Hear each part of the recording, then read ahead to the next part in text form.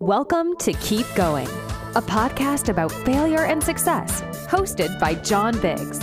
Every week, we talk to an amazing person about a time they failed and what they learned. And remember, when you're going through hell, keep going. Here, this is not a usual podcast. You don't really have to listen to it. I think it might automatically be sent into the Substack podcast feed.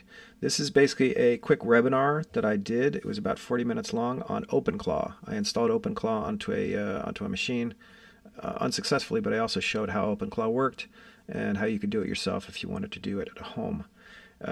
Again, you can pop back to the actual keepgoingpod.com website and see this video, and you can see the screen and all that other good stuff. If you're listening to this as a podcast, you can listen if you like my voice. Anyway, here it goes. So what are we doing today? So everybody has definitely used ChatGPT. Everybody's heard from somebody that they're using some kind of agentic architecture to communicate with the matrix through a massively multiplayer AI system, right?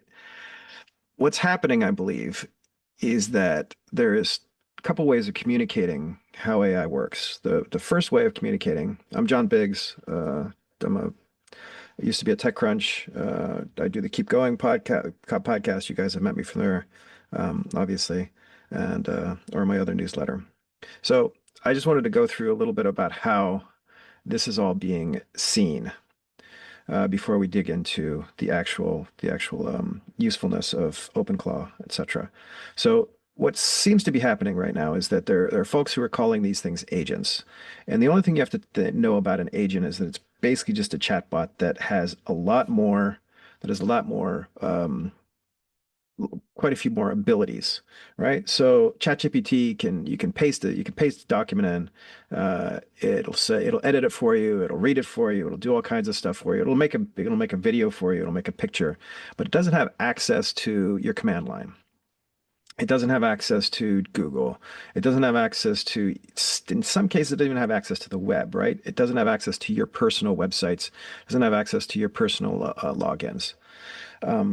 What we are going to do today is we're going to create a chat room, or a chatbot basically, that lives with us, that we are going to assume we're going to trust to a degree that should be unconscionable, but is super dangerous, but it's also kind of fun. All right.